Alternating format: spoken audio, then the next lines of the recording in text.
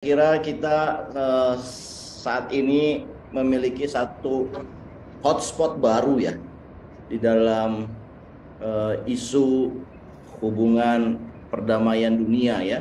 Setelah Ukraina pada bulan Februari 2022 tahun ini, ya isu Taiwan di bulan kemarin, di bulan Oktober, sekarang di awal November ini muncul isu yang cukup ya rentan.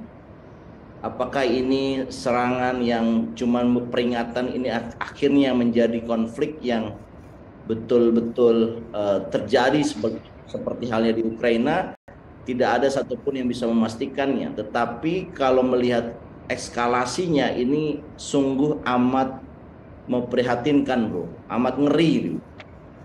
Jadi ada satu pertanyaan, misalkan, kenapa sih kok Korut mengirim rudal ke daerah-daerah perbatasan?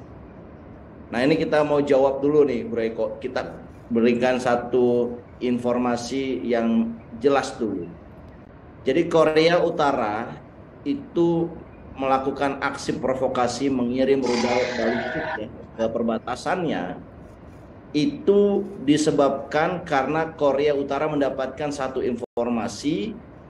Ada dua informasinya. Yang pertama, adanya latihan bersama apa yang disebut dengan vigilant operations.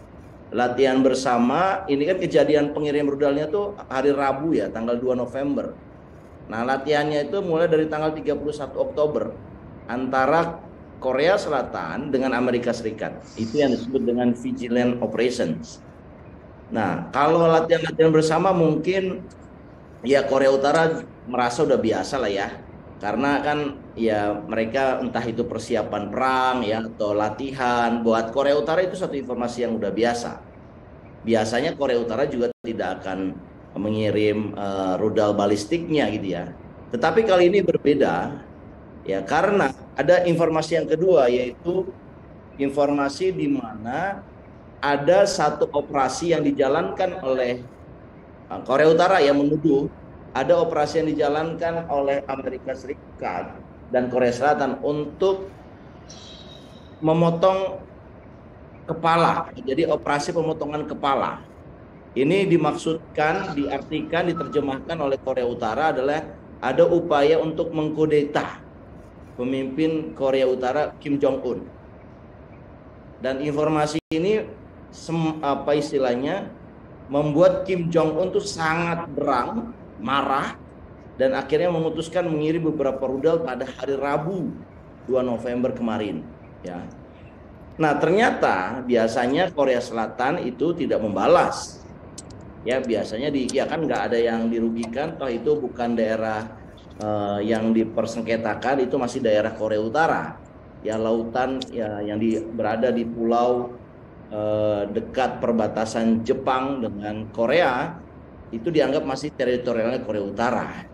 Tetapi yang berbeda saat ini adalah Korea Selatan membalas serangan rudal juga, tetapi kali ini disertai dengan pesawat tempur yang super canggih.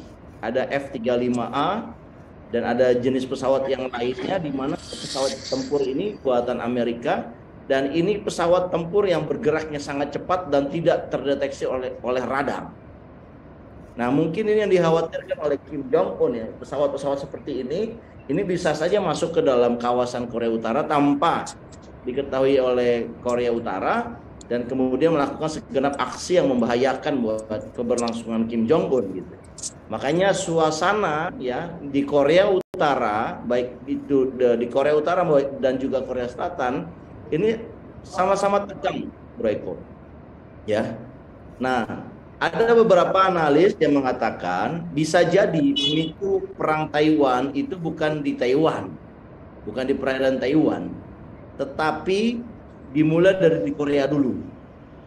Begitu Korea Utara dan Korea Selatan sudah melakukan betul-betul perang fisik, sekarang ini ingat ya, masih provokasi, tapi provokasi yang sangat berbahaya. Kalau seandainya kedua belah pihak tidak menahan diri dan ada salah satu rudal yang masuk melintasi perbatasan, masuk kawasan negara lain, berarti akan terjadi perang fisik betulan. Dan perang fisik ini biasanya nanti akan berekskalasi, di mana Korea Utara akan memanggil aliansinya, dan juga Korea Selatan akan memanggil aliansinya. Korea Utara aliansinya dengan China dan Rusia, ya. Ingat, Korea Utara itu diembargo minyak oleh sekutu, tetapi Korea Utara masih mendapatkan suplai minyak, ya, dari Rusia dan juga dari China. Nah, begitu Korea Utara memanggil aliansinya, nah, China tentunya akan juga melakukan segenap cara gitu ya untuk istilahnya melemahkan sekutunya yang lain, sekutu Korea Selatan yang lain gitu, di Amerika, dan bisa jadi ya akan mengambil satu tindakan-tindakan yang cukup ekstrim, baik itu di kawasan semenanjung Korea, misalkan yang ekstrimnya adalah mengirim tentara Cina ke Korea Utara untuk memperkuat pasukan Korea Utara, atau membantu Korea Utara dengan pertahanan udaranya agar pesawat-pesawat siluman dari Korea Selatan ya yang dibuat yang berasal dari Amerika itu tidak bisa masuk kawasan Korea Utara. Jadi dia minta pertahanan udara dari China. Dalam waktu yang bersamaan bisa juga dia meningkatkan kesiagaannya di Taiwan, karena khawatir ya kalau China berhasil melumpuhkan pesawat dari buatan Amerika, khawatir Amerika juga melakukan upaya serangan balasan yang sama di perairan Taiwan. Nah, ini akhirnya ujungnya dari game ini adalah perang yang eskalasi, ya, yang terjadi di berbagai tempat, ya, di Korea Utara, di perairan Taiwan, dan juga di Rusia Ukraina. Nah, jadi begini, kalau kita menyaksikan akhir-akhir ini sudah tereskalasi, kelihatannya hajatan Indonesia ya di KTT G20 ini terancam bubar ini hajatannya. Kenapa? Kalau dunia tereskalasi perang, ya, sementara anggota G20 ini kan ada timur dan barat. Ya, Rusia pasti tidak akan datang. Begitu juga dengan China. Ya, Amerika juga kelihatannya bisa jadi akan datang dan bersama dengan sekutu Uni Eropanya, tetapi di situ bukan pertemuan G20. Yang ada adalah hanya pertemuan salah satu kubu, dan maksud Indonesia menyelenggarakan KTT adalah untuk mendamaikan, meredakan konflik dan ketegangan. Ini kelihatannya berujung gagal. Nah, ini situasi yang tidak menguntungkan buat Indonesia, dan saya kira kita perlu berantisipasi manakala KTT G20 yang ada di Bali yang akan diselenggarakan pada Senin besok ya. Ini akan Senin sampai Jumat ya, Senin sampai Jumat di Bali. Ini akan terancam gagal karena tidak dihadiri oleh pemimpin-pemimpin G20, mengingat situasi geopolitiknya tidak menguntungkan untuk diselenggarakannya pertemuan.